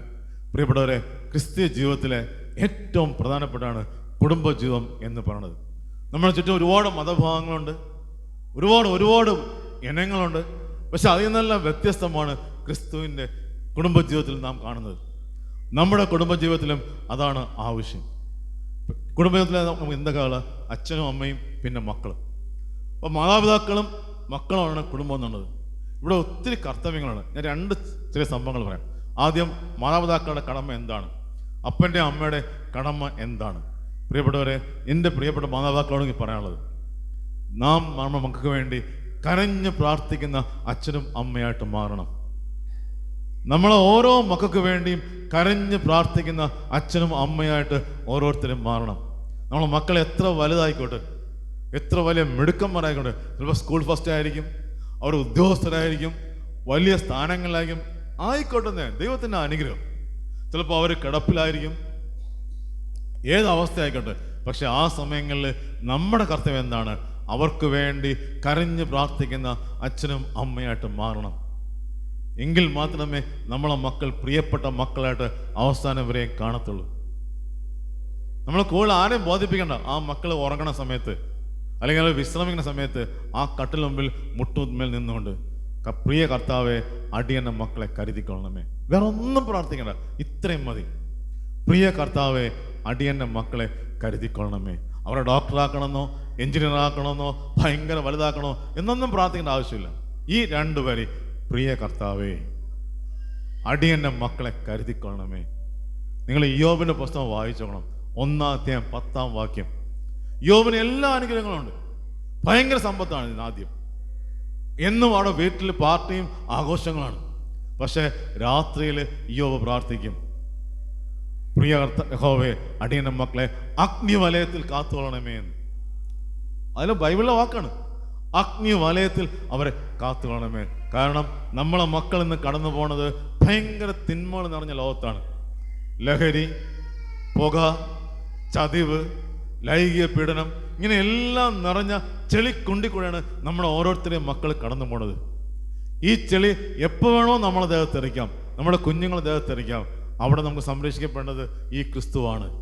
അതാണ് ഞാൻ പറഞ്ഞത്, പ്രാർത്ഥിച്ച് അവർക്ക് ചുറ്റും ഒരു വലയം തീർക്കാം. ആ വലയത്തിലൂടെ നമ്മൾ മക്കൾ കടന്നു പോകണമെങ്കിൽ അവർ സേഫായിരിക്കും. ഇത് ഓരോ അച്ഛൻ്റെ അമ്മയുടെയും കർത്തവ്യമാണെന്ന് മനസ്സിലാക്കുക. 2 സിമ്പിൾ ഉദാഹരണം പറയാം. ഒരു പോലീസായ ഇഷ്ടംപോലെ കഥ പറയാം. 2 സിമ്പിൾ ഉദാഹരണം. ഒന്ന്, ഈ അടുത്ത സമയത്ത് ഡൽഹിയിൽ മയൂർ വിഹാർ എന്ന സ്ഥലമുണ്ട്. ഈ മയൂർ വിഹാർ എന്ന് വെച്ചാൽ മലയാളികൾ ഏറ്റവും കൂടുതൽ താമസിക്കുന്ന സ്ഥലമാണ് ഈ മയൂർ വിഹാർ. മലയാളി ബെൽറ്റാണ് അവിടെ ഉള്ളത് അത്രയും. അപ്പോൾ അവിടെ ഒരു പാലക്കാടൻ കുടുംബം ഉണ്ടായിരുന്നു. അയാൾക്ക് ഒരു മകനും മകളും ഉണ്ട്. മകൻ 7-ാം ക്ലാസ്സിൽ പഠിക്കുന്നു. അവൻ്റെ പേര് രോഹിത് എന്നാണ് പേര്, കറക്റ്റ് നെയിം രോഹിത് മേനോൻ. ഒരു അനിയത്തിയുണ്ട്, അവൾ 5-ാം ക്ലാസ്സിൽ പഠിക്കുകയാണ്. അച്ഛൻ ഒരു ഭയങ്കര ബിസിനസ്സുകാരാണ്. ഭയങ്കര ബിസിനസ് ഒന്നുമില്ല, അയാൾ ചെയ്യണത് ഡൽഹിയിൽ നിന്നൊക്കെ ഇലക്ട്രോണിക് സാധനങ്ങൾ വാങ്ങിച്ചിട്ട് കേരള എക്സ്പ്രസ്സിൽ കേരളത്തിൽ കൊണ്ടുവന്ന് ഇവിടെ മറിച്ച് വിറ്റ് പൈസ ഉണ്ടാക്കുന്ന ജോലിയാണ്. കാര്യം അവിടെ ഇലക്ട്രോണിക് സാധനങ്ങൾക്ക് ചീപ്പാണ്. അപ്പോൾ ആ വില കുറച്ച് സാധനങ്ങൾ വാങ്ങിച്ചിട്ട് ഇവിടെ കൊണ്ട് വിറ്റ് പൈസ വാങ്ങിക്കുന്ന ഒരു ബിസിനസ് ഉദ്യോഗസ്ഥനാണ് അയാൾ, ബിസിനസ്സാണ് അയാൾ. അമ്മയാണെങ്കിൽ ഒരു പ്രൈവറ്റ് ഹോസ്പിറ്റലിലെ നേഴ്സാണ്. നമുക്കറിയാം നേഴ്സ്, അതും പ്രൈവറ്റ് ഹോസ്പിറ്റൽ എന്തായിരിക്കും എന്ന്, നൈറ്റ് ഡ്യൂട്ടിയും ഷിഫ്റ്റും ഇങ്ങനെ എന്നും ഡ്യൂട്ടി തിരക്കാണ്. ഈ പയ്യന്മാർ 7-ാം ക്ലാസ്സും 5-ാം ക്ലാസ്സും. അപ്പോൾ ഇവർ ഇങ്ങനെ രാവിലെ സ്കൂളിൽ ഇങ്ങനെ കൂട്ടത്തോടാണെന്ന് പോകും. കാര്യം അതിൽ കൂടുതലും മലയാളീസുകളുണ്ട്, ആ ഗ്രൂപ്പായിട്ട് പോവാണ്. പക്ഷേ ഈ പയ്യന്മാർ പോണ സമയത്ത് ചെയ്യണമെന്ന് വെച്ചാൽ, അവിടെ നമ്മളെ നാട്ടിൽ പണ്ടുണ്ടായിരുന്ന പെട്ടിക്കടകൾ, ചെറിയ ചെറിയ കടകൾ, ആ കടകളിൽ ഇങ്ങനെ മാല പോലെ തൂക്കിയിട്ടിരിക്കും. പാൻപരാഗ്, തമ്പാക്ക്, കോള്, ഇങ്ങനെ പല ഓമന പേരിൽ. ഇപ്പോൾ എല്ലായിടത്തും കാണുന്നത് ഷാമ്പൊക്കെ തൂക്കിയിട്ടിരിക്കുക നീളത്തിൽ, ചെറിയ ഗോൾഗേറ്റ്, ഇതെല്ലാം ഇങ്ങനെ മാല പോലെ തൂക്കിയിട്ടിരിക്കും. ഇതേപോലെ ഈ കടകളിൽ ഇങ്ങനെ ഈ തമ്പാക്ക്, പാൻപരാഗ് ഇതെല്ലാം തൂക്കിയിട്ടിരിക്കും. പക്ഷേ ഓമാർ ചെയ്യണമെന്ന് വെച്ചാൽ, ഈ പോണ സമയത്ത് ഈ തൂക്കിയിട്ടിരിക്കുന്ന ആ മാലയെന്ന് ഒരു കവറ് പൊട്ടിക്കും. ആ ഒരു കവറ് പൊട്ടിച്ച് അതിനെ നാക്കിൻ്റെ അടിയിൽ വെച്ച് ആ സ്റ്റിമുലേഷനിലാണ് ഈ 7-ാം ക്ലാസ്സിലെ കുഞ്ഞ് സ്കൂളിൽ പോണത്. നമുക്കറിയാം അവനൊരു പൈസയും കാണില്ല, ഉണ്ടെങ്കിൽ വളരെ തുച്ഛമായ പൈസ ആയിരിക്കും. അതുകൊണ്ട് എത്ര ദിവസം വാങ്ങിയാക്കും. പക്ഷേ ഇവന് ഇതാണ് മസ്റ്റ്. ഈ ഒരു പാക്കറ്റെങ്കിലും കിട്ടിയാലേ ഈ പിള്ളേർക്ക് സ്കൂളിൽ പോക്കുള്ളൂ. ഇവിടെ അപ്പനും അമ്മയും ഇഷ്ടപ്പെട്ട ആഹാരം ഉണ്ടാക്കി ടിഫിൻ ബോക്സിൽ കൊടുക്കും. ബ്രെഡ് ടോസ്റ്റ്, അവൻ എന്താണോ ഇഷ്ടം അതെല്ലാം വാങ്ങിച്ച്, ഇല്ലാത്ത പൈസ ഉണ്ടാക്കി വാങ്ങിച്ചു കൊടുത്തു. പക്ഷെ അതൊന്നും അവൻ നിർബന്ധമില്ല. നല്ല ആഹാരം കൊടുത്തിടും, അതൊന്നും വേണ്ട. പക്ഷെ അവൻ ആഹാരം ഒറ്റയുള്ളൂ, വെറും 5 രൂപ അല്ലെങ്കിൽ 2 രൂപ 50 പൈസ വിലയുള്ള ഈ കവറാണ്. പ്രിയപ്പെട്ട ഒരു ദിവസം ഇങ്ങനെ പോണ സമയത്ത് ഇവർ അടിച്ചു മാറുന്നതും കടക്കാരൻ കാണുന്നതും ഒരുമിച്ചായിരുന്നു. ഈ ലാസ്റ്റ് കവർ പൊട്ടിച്ചതും കടക്കാരൻ കണ്ടതും ഒരുമിച്ചായിരുന്നു. കൈയോടെ പിടിച്ച്, ഹിന്ദിക്കാരല്ലേ, കിട്ടിയത് മലയാളികളെ കൊടുത്ത് നല്ല അടികൾ. ഈ കൃത്യമായ ഈ അടിയുടെ ഫലമായിട്ട്, അല്ലെങ്കിൽ ആ ക്രൂരമായ മർദ്ദന ഫലമായിട്ട് ആ കുഞ്ഞു പൈതൽ അന്ന് കൊല്ലപ്പെടുകയാണ്. നോക്കണേ, വെറും 7 വയസ്സായ കൊച്ച് അന്ന് കൊല്ലപ്പെടുകയാണ്. ഇവിടെ ആരാണ് കുറ്റക്കാർ? ആരാണ് തെറ്റ് ചെയ്യണത്? വെറും 5 രൂപ വിലയുള്ള ഒരു ചെറിയ കവർ വാങ്ങിച്ച ഒരു കുഞ്ഞു പൈതലാണോ? അടിച്ചു മാറ്റിയ മോട്ടിച്ചു, ശരിയാണ്, തെറ്റാണ്. വെറും 5 രൂപയുള്ള ഒരു കവർ മോട്ടിച്ച ഈ കൊട്ടിയാണോ? അവനെ ക്രൂരമായി മർദ്ദിച്ച, 5 രൂപയ്ക്ക് വേണ്ടി മർദ്ദിച്ച ആ ഹിന്ദിക്കാരാണോ? അതോ അവൻ്റെ അച്ഛനും അമ്മയാണോ? നിയമത്തിൻ്റെ ഭാഗം നോക്കുകയാണെങ്കിൽ കടക്കാരായിരിക്കും. പക്ഷേ ഞാൻ ഉറപ്പാ പറയും, ഇവിടുത്തെ പ്രതി എന്നുള്ളത് അവൻ്റെ അച്ഛനും അമ്മയാണ്. അവൻ്റെ അച്ഛനും അമ്മയാണ് അവൻ്റെ പ്രതികൾ. എന്തുകൊണ്ട്? പ്രിയപ്പെട്ടവരെ, ഇവിടെ അച്ഛൻ ബിസിനസ് മാത്രം, അമ്മയ്ക്ക് ജോലി മാത്രം. തൻ്റെ പ്രിയപ്പെട്ട മക്കള് എന്ത് ചെയ്യണം നോക്കാനുള്ള മനസ്സ്, സൗകര്യം ആ മാതാക്കൾക്കില്ലാതെ പോയി. അത് കാരണം അവർ വീണ്ടും വീണ്ടും തെറ്റിലേക്ക് ഈ കുഞ്ഞ് പൊയ്ക്കൊണ്ടിരിക്കുകയായിരുന്നു. തൽഫലമായിട്ട് അതിൻ്റെ ഫോട്ടോ ചുവരിൽ വന്നു. അപ്പോൾ നിങ്ങൾ ആലോചിക്കും, സാറേ ഇവർ രാവിലെ സ്കൂളിൽ പോകണമല്ലേ, ഞങ്ങളെങ്ങനെ അറിയുമെന്ന്. പ്രിയപ്പെട്ടവരെ, നമുക്ക് അറിയാൻ സാധിക്കും. നിങ്ങളൊക്കെ വീട്ടിലെ കൊച്ചുപിള്ളേനെ അറിയാമല്ലോ. നമ്മളൊക്കെ വൈകുന്നേരം സ്കൂളിൽ വിടുമ്പോൾ എന്ത് ചെയ്യും? നമ്മളെ കാണുമ്പോൾ ഓടി വന്ന് കെട്ടിപ്പിടിക്കും അല്ലേ? ഇങ്ങനെ കെട്ടിപ്പിടിച്ച്, പപ്പ അമ്മ ഇന്ന് സ്കൂളിൽ ആ കുട്ടി വന്നില്ല, ഈ കുട്ടി വന്നില്ല എന്ന് കുറേ കാര്യങ്ങൾ കൊഞ്ചി പറയും. പക്ഷേ ആ കുട്ടി എന്തെങ്കിലും ലഹരിയോ ഏതെങ്കിലും തെറ്റിലേക്കോ പോവുകയാണെങ്കിൽ ദേ ഇങ്ങനെ പിടിക്കുന്ന പിടി പതുക്കെ ലൂസാവും. ഇന്നലെ നല്ല മുറുക്കി പിടിച്ച് ഇന്ന് ആ പിടി സ്വല്പം ലൂസാവും. ക്രമേണ ഇത് ലൂസായിക്കൊണ്ടേയിരിക്കും. പിന്നെ ഹായ് അമ്മ, ഹായ് പാപ്പ എന്ന് പറയും. പിന്നെ അവൻ മുറിയിൽ നിന്ന് വെളിയിറങ്ങില്ല, നമ്മളെ കാണാൻ ഇഷ്ടപ്പെടില്ല. നമ്മൾ പറഞ്ഞ അവനെല്ലാം ദേഷ്യമായിരിക്കും. നമ്മൾ പറയുകയാണെങ്കിൽ അവൻ എന്തെങ്കിലും തെറ്റായ വാക്കുകൾ പറയുകയും ചെയ്യും. പക്ഷേ ഇത് മനസ്സിലാക്കണമെങ്കിൽ നമ്മൾ പിടിക്കാൻ നിന്ന് കൊടുക്കണം. നമ്മളെ മക്കൾക്ക് നമ്മളെ ചേർത്ത് പിടിച്ച് കൊഞ്ചിക്കൊഴയാൻ ഒരു ദിവസം 2 മിനിറ്റെങ്കിലും നമ്മൾ അവർ കൊടുക്കണം. ഇങ്ങനെ ചേർത്ത് പിടിക്കുകയാണെങ്കിൽ എൻ്റെ പ്രിയപ്പെട്ടവരെ, നമ്മുടെ മക്കൾ ഉണ്ടാകുന്ന ഓരോ മാറ്റവും അപ്പനും അമ്മയ്ക്കും അറിയാൻ സാധിക്കും. വേറെ ആർക്കും അറിയാൻ ഒക്കില്ല. സ്വന്തം അപ്പനും അമ്മയ്ക്കും ഈ മാറ്റം അറിയാൻ സാധിക്കും. ചെറിയ മാറ്റം ഉണ്ടെങ്കിലേ നമ്മൾ സൂക്ഷിച്ചാൽ മതി, ആ കുഞ്ഞിനെ നമുക്ക് രക്ഷപ്പെടാൻ സാധിക്കും. ഇനി അതല്ലെങ്കിൽ കൊടുക്കുന്ന ആഹാരം നോക്കിയാൽ മതി. ചിലപ്പോൾ നമ്മളെ മക്കൾ 2 ഡെലി ആയിരിക്കും, 3 ഡെലി കഴിക്കുമായിരിക്കും. പക്ഷെ ആ കുട്ടി ഇങ്ങനെ ലഹരി വസ്തുക്കളെല്ലാം ഉപയോഗിച്ചുകൊണ്ടിരിക്കുകയാണെങ്കിൽ ചിലപ്പോൾ പുകയായിരിക്കും, ദ്രാവമായിരിക്കും, ഇതെല്ലാം ആയിരിക്കും. എങ്കിൽ കഴിക്കുന്ന ആഹാരം കുറയും. ഇന്നലെ 3 ഇഡലി കഴിച്ചാൽ ഇന്ന് 2 കഴിക്കുള്ളൂ. അവന് വിശപ്പ് കുറയും, ആഹാരത്തോളം താല്പര്യം കുറയും. ക്രമേണ അവന് വേണ്ട എന്ന ഒരു അവസ്ഥയിലേക്ക് വരും. നമ്മൾ തിരക്കിനിടയ്ക്ക് പറയും, എടാ മോനെ, എടാ ഇഡലി ഉണ്ടാക്കി ഫ്രിഡ്ജിൽ പോണ്ട്, സാമ്പാർ ചമ്മന്തിയിൽ പോണ്ട്, എടുത്ത് കഴിച്ചിട്ട് പോടാന്ന് പറയും. നമ്മൾ ജോലിക്കും അവൻ എന്ത് ചെയ്യും? കുറച്ച് കഴിയുമ്പോൾ എടുത്ത് കോഴിക്കിട്ട് കൊടുത്തിട്ട് അവന് ഹാപ്പി ആയിട്ടും വൈകുന്നേരം നമ്മൾ ഹാപ്പി. എല്ലാം അവൻ ഫിനിഷ് ചെയ്തല്ലോ. സംഭവം ഇതായിരുന്നു. അപ്പം ഇങ്ങനെ നമ്മൾ കുഞ്ഞുങ്ങൾക്ക് കൊടുക്കുന്ന ഈ ആഹാര രീതി പോലും മനസ്സിലാക്കിയാൽ കാണാൻ സാധിക്കും. ഞാൻ ഇത് പറയാൻ കാരണം അച്ഛനും അമ്മയും മക്കൾക്ക് വേണ്ടി കരുതുന്നവനായിട്ട് മാറണം. രണ്ടാമത് വേറെ സംഭവം പറയാം. നമ്മളെ കേരളത്തിലുണ്ടായ സംഭവം. വർക്കലൊരു ഫേമസ് സ്കൂളുണ്ടായിരുന്നു. സ്കൂളിൻ്റെ പേര് പറയണ മര്യാദയല്ലോ. അവിടെ 10ാം ക്ലാസ്സിൽ നല്ല മിടുക്കനായ പയ്യൻ. അവന് 10ാം ക്ലാസ്സിൽ എല്ലാത്തിനും A+ കിട്ടി. CBSE സിലബസാണ്, ടോപ്പും പിടിക്കാൻ. അച്ഛൻ നല്ലൊരു കോൺട്രാക്ടറാണ്, സർക്കാരിൻ്റെ ഗവൺമെൻറ് കോൺട്രാക്ടർ, A+. അമ്മ ഹൗസ് വൈഫാണ്. അവൻ്റെ ചേച്ചിയാണ്, ചേച്ചി BTech പഠിക്കണേ. ഇവൻ 10ാം ക്ലാസ്സിൽ. ജനുവരിയിൽ 2022 സംഭവമാണ്. ജനുവരിയിൽ അവൻ്റെ ബർത്ത്ഡേ ആയിരുന്നു. ഈ കൊച്ചു പയ്യൻ്റെ ബർത്ത്ഡേ ആയപ്പോൾ നമ്മൾ ആരും ഗിഫ്റ്റ് കൊടുക്കും, ഒരു സമ്മാനം എന്തെങ്കിലും ഗിഫ്റ്റ് കൊടുക്കും. ഇവൻ ഇന്ന് കൊടുത്തേക്കുള്ളൂ. കാര്യം സ്കൂൾ ഫസ്റ്റാണ്, ഭയങ്കര മിടുക്കനാണ്, അപ്പൻ്റെ അമ്മേൻ്റെ അഭിമാനമാണ് ഇവയെ. അച്ഛൻ എന്ത് ചെയ്ത് ഒരു ഗിഫ്റ്റായിട്ട് ഒരു വാച്ച് വാങ്ങിച്ചു കൊടുത്ത്. എന്നിട്ട് മോനൊരു വാച്ച് വാങ്ങിച്ചു കൊടുത്ത്. ഒരു കുറ്റം പറയാനില്ല. നമ്മളിതപ്പോൾ വാച്ച്, സൈക്കിള്, ഡ്രസ്സ് ഇതൊക്കെ വാങ്ങിച്ചു കൊടുക്കും. ഇതേപോലെ ഈ അപ്പൻ എന്ത് ചെയ്ത് ഒരു വാച്ച് അവന് വാങ്ങിച്ചു കൊടുത്തു. +1 എക്സാം മാർച്ച് മാസം. +1 ഉള്ള പ്രത്യേകിച്ച് CBSE first year exam school ലെവലിലാണ്. സെക്കൻഡ് ഇയറാണ് public exam. First year exam നടക്കുകയാണ്. ലാസ്റ്റ് വിഷയം IT വിഷയമാണ്.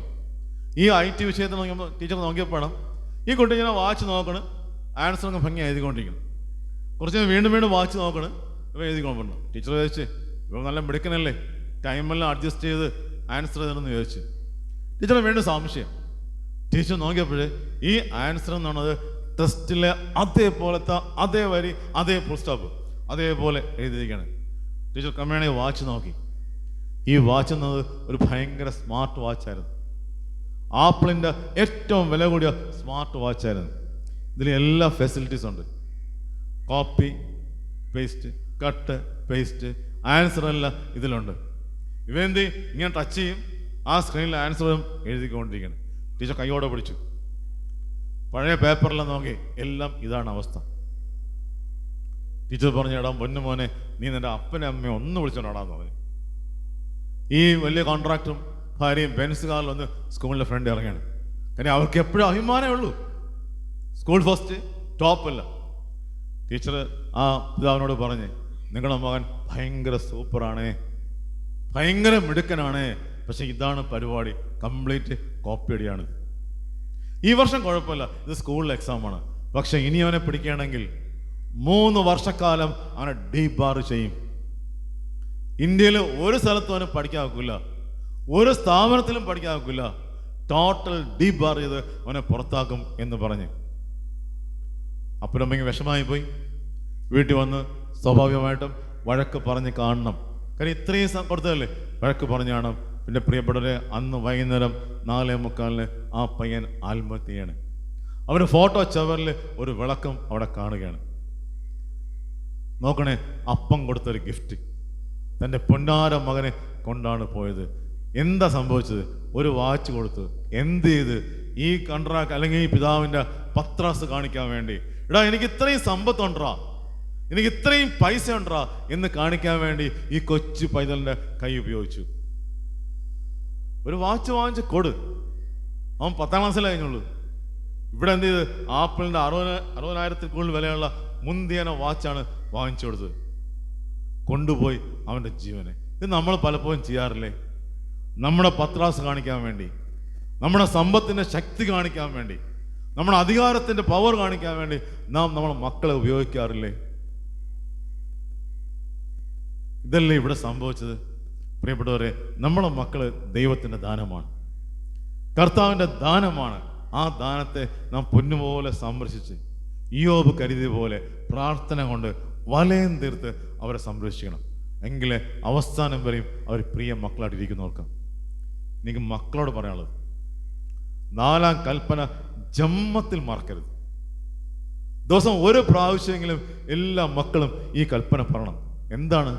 നിനക്ക് നന്നായിരിക്കാനും ദീർഘായുസ്സുണ്ടാവാനും നിന്റെ അപ്പനെയും, ഒന്നും പറയില്ല, അമ്മയെയും ബഹുമാനിക്കുക. നന്നായിരിക്കാനും ദീർഘായുസ്സുണ്ടാവാനും നിന്റെ അപ്പനും അമ്മയും ബഹുമാനിക്കുക. പ്രിയപ്പെട്ട മക്കൾ ഓർക്കുക, നമ്മുടെ അപ്പനും അമ്മയും ക്രിസ്തുവിൻ്റെ ദാനമാണെന്ന് മനസ്സിലാക്കുക. അവരിലൂടെയാണ് നാം പൂജാതിരായത്. ചിലപ്പോൾ അവർ വിരൂപികളായിരിക്കും, അവർ ഭംഗിയില്ലാത്തവരായിരിക്കും, അവർ അറിവില്ലാത്തവരായിരിക്കും, വെറും പാപങ്ങളായിരിക്കും. ആയിക്കോട്ടെന്ന്. പക്ഷെ അവരല്ലേ നമ്മളെ വളർത്തിയത്, അവരല്ലേ നമ്മളെ രൂപപ്പെടുത്തിയത്. അവരെ നമ്മൾ ദൈവത്തെ പോലെ കണ്ട് സ്നേഹിക്കുകയും അവരെ ചേർത്ത് പിടിക്കുകയും ചെയ്യാൻ ഓരോ മക്കളും തയ്യാറാവണം. സദൃശവാക്യങ്ങൾ 17 12 പതൊക്കെ വായിച്ചു നോക്കണം. അവിടെ പറയുന്നുണ്ട്, നിങ്ങൾ കാരണം നിങ്ങളുടെ അപ്പൻ്റെ അമ്മയുടെ മുഖത്ത് ഈ മസിലുകളൊന്ന് വികസിച്ചാൽ, ഒരു പുഞ്ചിരി വന്നാൽ, എൻ്റെ പൊന്നു മക്കളെ നിങ്ങൾ ഭാഗ്യവാന്മാരെന്നാണ് അവിടെ പറയുന്നത്. നമ്മൾ വേറെ ഒന്നും ചെയ്യണ്ട. അവർക്ക് വലിയ കൂടി ഡ്രസ്സ് വാങ്ങിച്ചു കൊടുക്കണ്ട, ഭയങ്കര എന്നും ബിരിയാണി വാങ്ങിച്ചു കൊടുക്കണ്ട, അവർക്ക് അങ്ങനെ ഒന്നും വാങ്ങിച്ചു കൊടുക്കേണ്ട ആവശ്യമില്ല. പക്ഷേ നിങ്ങൾ കാരണം, ഈ ഓരോ മക്കളും കാരണം നിങ്ങളുടെ പപ്പയും അമ്മയും ഉള്ളിൻ്റെ ഉള്ളിലെങ്കിലും സന്തോഷിക്കണം. ചിലപ്പോൾ അവർ പുറത്ത് കാണിക്കില്ല, പക്ഷെ ഉള്ളിൻ്റെ ഉള്ളിലെങ്കിലും അവർ സന്തോഷിക്കുകയാണെങ്കിൽ എൻ്റെ പൊന്നു മക്കളെ നിങ്ങൾ ഭാഗ്യമുള്ളവരാണ്.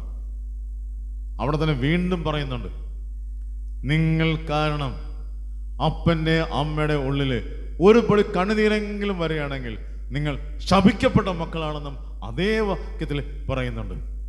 നമ്മുടെ ഒരു വാക്കുകൊണ്ട് അങ്ങോട്ട് നീങ്ങുന്നില്ലേ? ഈ തള്ളയ്ക്ക് വരെ പണിയില്ലേ? നമ്മൾ നിസ്സാരം പോലെ പറയുന്നതാണ്. പക്ഷേ ഈ ഇങ്ങനെയുള്ള ഓരോ സംസാരങ്ങൾ നമ്മളറിയാതെ അവരെ ഉള്ളിൻ്റെ ഉള്ളിൽ തീക്കനലിൽ കോരുകയാണെന്ന് ഓരോ മക്കളും ഓർക്കുക. നമുക്കവിടെ അനുഗ്രഹമല്ല ഉണ്ടാവുന്നത്, നാം ശപിക്കപ്പെട്ട മക്കളായിട്ട് മാറുന്നത് ഈ പുസ്തകം നമ്മൾ പഠിപ്പിക്കുകയാണ്. അതുകൊണ്ടാണ് ഞാൻ മക്കളോട് പറയാനുള്ളത്, അവരെ ചേർത്ത് പിടിക്കാനും അവരെ സ്നേഹിക്കാനും നിങ്ങൾ തയ്യാറാവണം. ഒരുപാട് കുറവുണ്ടായിരിക്കും, ഒരുപാട് വേദന ഉണ്ടായിരിക്കും, പക്ഷേ അവരെ ചേർത്ത് വിടണം. നമ്മളെ കയ്യിലൊരു മുറിവുണ്ടായിരിക്കോ, ചെറിയ മുള്ളോ അല്ലെങ്കിൽ കുപ്പിയോ കൊണ്ട് മുറിവുണ്ടായി, എന്താ ചെയ്യണം? നമ്മൾ അമ്മ ഓടി നമ്മളെ കെട്ടിപ്പിടിക്കും അല്ലേ, കെട്ടിപ്പിടിച്ച് എടാ പൊന്നു മോനെ നിനക്ക് എന്ത് പറ്റിടാന്ന് പറഞ്ഞ് ചേർത്ത് പിടിച്ച് കുറേ മുത്തം തരും. അപ്പുറത്ത് ആൻറ്റി വരുമായിരിക്കും, മാമന്മാർ കാണാൻ വരുമായിരിക്കും, പക്ഷേ അമ്മ മാത്രമേ നമ്മളെ ചേർത്ത് പിടിച്ച് മുത്തം തരുള്ളൂ. ഈ അമ്മ മാത്രമേ നമ്മളെ ഇത്രത്തോളം ദൃഢമോടെ പിടിച്ച് പൊന്നുമോനെന്ന് തളയി നമ്മൾ ആശ്രയിക്കുള്ളൂ. ആ അമ്മയാണ് നമ്മളെ സ്നേഹിക്കുകയും ദൈവത്തെ പോലെ കണ്ട് ചെയ്യുന്നത്. നമ്മളത് ശീലിക്കണം. ആ ശീലം ആദ്യമേ ഉണ്ടാണ്. അതാണ് ഞാൻ 4-ാം കൽപ്പന ഒരിക്കലും മറക്കരുത്. ഞാൻ പോലീസ് ഓഫീസറായിരുന്നു, കൂടുതലും വർക്ക് ചെയ്ത് ലോക്കൽ സ്റ്റേഷനായിട്ട് എന്നും നൈറ്റ് ഡ്യൂട്ടിയും ബേളൊക്കെ ആയിരിക്കും. ഞാൻ രാവിലെ 7 മണിക്കുമ്പോൾ ഡ്യൂട്ടിക്ക് പോകും, രാത്രി 11-12 മണിക്കാണ് വേണ്ടത്. പക്ഷേ എൻ്റെ പപ്പയും അമ്മയും എൻ്റെ വീടിൻ്റെ അടുത്ത് തൊട്ടടുത്ത വീട്ടിലാണ് താമസിക്കുന്നത്. അപ്പോൾ അങ്ങനെ ഒരു കോമൺ എന്ന് പറയാം. പക്ഷേ എനിക്കവരെ കാണാൻ പോലും സാധിക്കില്ല. കാരണം ഞാൻ വരുമ്പോൾ എൻ്റെ മക്കളെ പോലും കാണാൻ സാധിക്കാറില്ല, പോലീസിലായതുകൊണ്ട്. ഞാൻ വരുമ്പോൾ രാത്രിയാവും, രാവിലെ ഞാൻ പോവുകയും ചെയ്യും. പക്ഷേ കൃത്യം 10 മണി 10:30 ഇതിനിടയ്ക്ക് എൻ്റെ പപ്പയും അമ്മയും എല്ലാ ദിവസവും ഞാൻ വിളിച്ചിരിക്കും. ജസ്റ്റ് ഒരു ഫോൺ കോള്, വേറെ ഒന്നുമില്ല. പപ്പ അമ്മ സുഖം തന്നെ, കാപ്പ് കുടിച്ചോ, ഉറങ്ങിക്കോ. ജസ്റ്റ് ഒരു കോള്. ഭയങ്കര തിരക്കായിരിക്കും, പക്ഷെ ഈ ഒരു കോള് കിട്ടുമ്പോൾ അവരെന്ത് ചെയ്യും? ഭയങ്കര ആശ്വാസമാണ് അവർക്ക്. അവർ സുഖമായിട്ടൊന്ന് ഉറങ്ങിക്കോളും, അവർക്ക് ഒരു പ്രയാസവും ഇല്ല. അവർ രാവിലെ എണീറ്റ് സന്തോഷിക്കും. ഞാൻ ഒരു ദിവസം വിളിച്ചില്ലെങ്കിൽ ഫുൾ ടെൻഷനായിരിക്കും അവർക്ക്. അവരുടെ ഷുഗർ കൂടും, BP കൂടും, ഉള്ള എല്ലാ പ്രയാസങ്ങളും ഉണ്ടാകും. ഇതാ ഏറ്റവും ശ്രദ്ധിക്കുന്നതിനാണ്. നമുക്ക് പോയി കാണാൻ വെക്കില്ല, വാരിക്കോരി കൊടുക്കാൻ വെക്കില്ല, പക്ഷേ നമ്മുടെ ഒരു കരുതല് പപ്പ അമ്മ സുഖം തന്നെ. ചിലപ്പോൾ നമ്മൾ ജോലിയായിട്ട് വേറെ എവിടെയെങ്കിലും ആയിരിക്കും, നമ്മളല്ലെങ്കിൽ കല്യാണം കഴിച്ച് കൊടുത്തായിരിക്കും, എന്നൊന്നും പോകാൻ വെക്കില്ല. പക്ഷേ ഈ ഒരു വിളി, ഈ ഒരു കരുതൽ ഭയങ്കരമാണ്.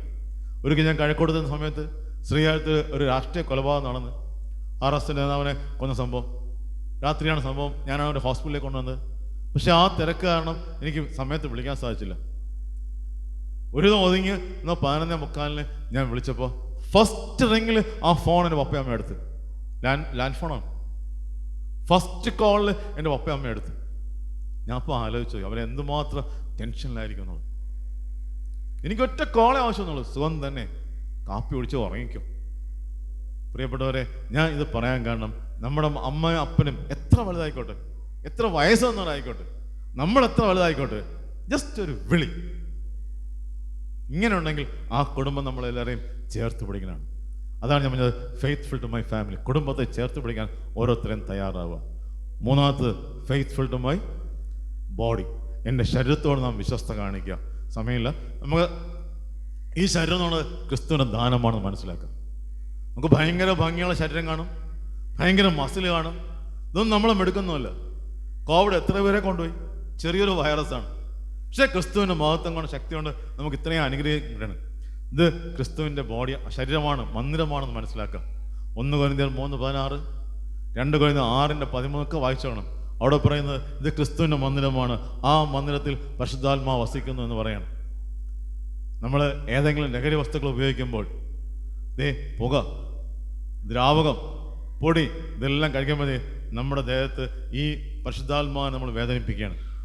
നമ്മളെ ഉള്ളിൻ്റെ ഉള്ളിൽ കർത്താവായ യേശു ക്രിസ്തു മെനഞ്ഞ് രൂപപ്പെടുത്ത ഈ ബോഡിക്കകത്ത് നമ്മൾ ക്രിസ്തുവിനെ വേദനിപ്പിക്കുകയാണ്. അതുകൊണ്ട് യാതൊരു വിധത്തിലുള്ള ലഹരി വസ്തുക്കൾ ഉപയോഗിച്ച് നമ്മുടെ ശരീരത്തെ അശുദ്ധമാക്കാതിരിക്കാൻ വേണ്ടി ഓരോരുത്തരും ശ്രദ്ധിക്കുക. 4ാമത്തത് ഫെയ്ത്ത്ഫുൾ ടു മൈ ചർച്ച്. സഭയോട് നാം വിശ്വസ്തത കാണിക്കുക. പ്രിയപ്പെട്ടവരെ, സഭ എന്ന് പറയുന്നത് ക്രിസ്തുവിന് മുമ്പുള്ള കൂട്ടായ്മയാണ്. സഭയിൽ പല ഗ്രൂപ്പ് കാണും, പല കുടുംബങ്ങൾ കാണും, ഇതൊക്കെ നാച്ചുറലാണ്. ഇന്ന് ഏത് സഭയിൽ പോലെ അതൊക്കെ ഉണ്ട്. പക്ഷേ അതിനെക്കാട്ടിലുപരി ഈ ആലയത്തിൻ്റെ അകത്ത് 4 ചുവരിനകത്ത് നാം ഒന്നാണ്, ക്രിസ്തുവിൻ്റെ ശരീരമാണെന്ന് മനസ്സിലാക്കി അതിനു മുമ്പിൽ വിശ്വസ്തത കാക്കുക. അപ്പോൾ നിങ്ങൾ ആലോചിക്കുക, അതെങ്ങനെ സഭയിൽ വിശ്വസ്ത കാണിക്കുന്നത്? ഞാൻ ഡീക്കനാവണോ, ഞാൻ കപ്പേരാവണോ, സെക്രട്ടറി ആണോ? ഒന്നുമല്ല. ക്രിസ്തുവിന് മുമ്പിൽ നമ്മൾ വിശ്വസ്തയോടെ കൂട്ടായ്മ ചെയ്യുക. വീട്ടിൽ പോയിട്ട് സമയമുണ്ട് വായിച്ചൊക്കെ അപ്പോസ്തല പ്രവൃത്തികൾ 12-ാം അധ്യായം. ഇവിടെ 5-ാമത്തെ വാക്യം ഭയങ്കരമാണ്. പത്രോസിനെ യാക്കോബിനെ പറഞ്ഞത് 2 അപ്പോസ്തലന്മാർ സുശേഷ വേല നടത്തിക്കൊണ്ടിരിക്കുകയാണ്. ക്രിസ്തുവിൻ്റെ വചനം ഞാൻ സംസാരിച്ച് പോവുകയാണ്. ഇവരെ കൊല്ലാൻ വേണ്ടി പിടിച്ച് കാരാഗ്രഹത്തിലിടുകയാണ്. 12-ാം അധ്യായം 1-ാം വാക്യം, യാക്കോബിന്റെ കഴുത്തറുത്ത് കൊന്നു. യാക്കോബിന്റെ കഴുത്തറുത്ത് കൊല്ലുകയാണ്. ഒന്നും ചെയ്തില്ല, വചനം സംസാരിച്ച് വചനം പറഞ്ഞു. പത്രോസിനെ ഞാൻ അടുത്ത് കാരാഗ്രഹത്തിലിടുക, കാരണം പെസഹയായിപ്പോയി. അത് കഴിഞ്ഞ് കൊല്ലാൻ വേണ്ടി കാരാഗ്രഹത്തിലിട്ടിരിക്കുകയാണ്. 2 കൈയിലും 2 കാലിലും ഉരുക്കോണുള്ള വിലങ്ങിട്ട് 16 പട്ടാളക്കാർ കാവലിൽ നിൽക്കുകയാണ്. പ്രിയപ്പെട്ടവരെ, 12-ാം അധ്യായം 5-ാം വാക്യം, സഭ ഒന്നായി അവന് വേണ്ടി പ്രാർത്ഥിച്ചു എന്നാണ് പറയുന്നത്. സഭ ഒന്നായി അവന് വേണ്ടി പ്രാർത്ഥിച്ചു എന്നാണ് പറഞ്ഞത്. പ്രിയപ്പെട്ടവരെ, ഇതാണ് സഭ എന്ന് പറയുന്നത്. നമ്മുടെ സഭയിലെ ഒരു സഹോദരിക്ക്, ഒരു അപ്പച്ചന്, അല്ലെങ്കിൽ ഒരു കുഞ്ഞിന് ഒരു പ്രയാസം ഉണ്ടാകുമ്പോൾ, ഒരു വേദന ഉണ്ടാകുമ്പോൾ അവരെ ചേർത്ത് പിടിച്ചുകൊണ്ട് ഒറ്റ മനസ്സോടുകൂടി നാം പ്രാർത്ഥിക്കണം. ഒറ്റ മനസ്സോടുകൂടി നാം അവർക്ക് വേണ്ടി കരഞ്ഞ് ക്രിസ്തു മുമ്പിൽ പ്രാർത്ഥിക്കണം. അപ്പോഴേ ഒരു സഭയാവുള്ളൂ, അപ്പോഴേ വിശ്വാസിയാവുള്ളൂ. ഇവിടെ നമ്മൾ എന്താ ചെയ്യണത്? അടിനി അറിഞ്ഞ അവൾക്ക് ഇതാണ് സംഭവം, അവന് മറ്റു അസുഖമാണ്, അല്ലെ അവൻ്റെ മോൾ കളഞ്ഞിട്ട് പോയി, ഇതൊക്കെ പറയാൻ നമുക്ക് നേരമുള്ളൂ. പക്ഷെ അതല്ല ക്രിസ്തു ആഗ്രഹിക്കുന്നത്. ആ പ്രയാസഘട്ടങ്ങളിലെ, ആ വേദനകളിലെ എന്തായിക്കോട്ടെ, പക്ഷെ നമ്മൾ ഒരുമിച്ച് ചേർന്ന്, ഉള്ളവർ ചേർന്ന് ഒരുമിച്ചിരുന്ന് പ്രാർത്ഥിച്ച് കരഞ്ഞ് പ്രാർത്ഥിക്കുമ്പോൾ ആ പ്രാർത്ഥന ശക്തി കൊണ്ട് അവർക്ക് ആശ്വാസം കിട്ടും. അതാണ് അവിടെ ആവശ്യം എന്നുള്ളത്. വീണ്ടും നമ്മൾ ആ അധ്യായം വായിച്ചു പോകുമ്പോൾ 9-ാം വാക്യം, 8-ാം വാക്യം, 12-ാം വാക്യമൊക്കെ ഉണ്ട്. അവിടെ പറയുന്നത് അവർ മറിയയുടെ വീട്ടിൽ ഒരുമിച്ച് പ്രാർത്ഥിച്ചു എന്നാണ്. നോക്കണേ, സഭയിൽ പ്രാർത്ഥിച്ചു, പിന്നെ എന്ത് ചെയ്ത് സഭയിലെ ഒരു സഹോദരിയുടെ വീട്ടിൽ പ്രാർത്ഥിച്ചു. ഈ പ്രാർത്ഥന സമയത്ത് വാതിലിൽ കൊട്ടുകയാണ്. ഇങ്ങനെ പ്രാർത്ഥിച്ചപ്പോൾ വാതിലിൽ കൊട്ടുകയാണ്. എന്താണ്? 2 കൈയും 2 കാലും വിലങ്ങിടുന്ന പത്രോസ് ഇവിടെ നിൽക്കണം. 16 പട്ടാളക്കാർ കാവലെന്ന ആ പത്രോസ് ഇവിടെ വാതിലിൽ നിന്ന് പൊട്ടുകയാണ്. ഇതാണ് നമ്മുടെ ക്രിസ്തു എന്നുള്ളത്. വേറെ ഒരു ശക്തിയും പ്രവർത്തിച്ചില്ല. അവിടെ ആരും വെടിവെച്ചില്ല, ആരും അർത്ഥം മാറ്റിയില്ല, ആരും കമ്പിയർത്ത് കൊടുത്തില്ല ചാടാൻ വേണ്ടി, ചാമ്പ് ചാടിയതുപോലെ. എന്ത് ചെയ്ത്? ക്രിസ്തു മാത്രം അവനെ അവിടെ നിന്ന് മോചിപ്പിച്ച് നേരെ ഇവിടെ കൊണ്ടുവരണം. പ്രിയപ്പെട്ടവരെ, ഇത് പ്രാർത്ഥന ശക്തി. ഇതാണ് സഭയുടെ കർത്തവ്യം എന്നുള്ളത്. നമ്മുടെ സഭയിൽ ഒരു ആവശ്യം ഉണ്ടാകുമ്പോൾ, സഹോദരനോ സഹോദരിക്കോ പ്രയാസമാകുമ്പോൾ അവരെ ചേർത്ത് പിടിച്ച് സഭയായിട്ടും വീടുകളും ചേർന്ന് പ്രാർത്ഥിച്ച് അവരെ ചേർത്ത് പിടിക്കും. അവിടെയാണ് യഥാർത്ഥ ക്രിസ്ത്യാനിമാണ്. ഈ 4 കാര്യങ്ങളാണ് നാം ചിന്തിക്കുന്നത്. വീണ്ടും നിങ്ങൾ മറക്കാതിരിക്കുക. ഞാൻ സമയം നീട്ടിക്കൊണ്ട് പോകുന്നു തോന്നുന്നു, സ്റ്റോപ്പ് ചെയ്യാണ്. 4 കാര്യം ഓർക്കുക. 4 നിങ്ങൾ മറന്നാണെന്ന് വിശ്വസിക്കണേ, പക്ഷെ എനിക്ക് മറക്കാൻ നോക്കില്ല. 1, ഫെയ്ത്ത്ഫുൾ ടു ഗോഡ്. കൊള്ളാം, very good. Faithful to God, ദൈവത്തോട് നാം വിശ്വസ്ത കാണിക്കുക. ആ അർത്ഥമെല്ലാം ഓർക്കുക. 2, ഫെയ്ത്ത്ഫുൾ ടു മൈ ഫാമിലി, കുടുംബത്തിൽ നാം എപ്പോഴും വിശ്വസ്ത കാണിക്കുക. ഇത് നമ്മൾ ഓരോരുത്തരുടെയും കുടുംബത്തിൽ, ക്രിസ്തീയ കുടുംബത്തിൽ വിശ്വസ്ത കാണിക്കുക.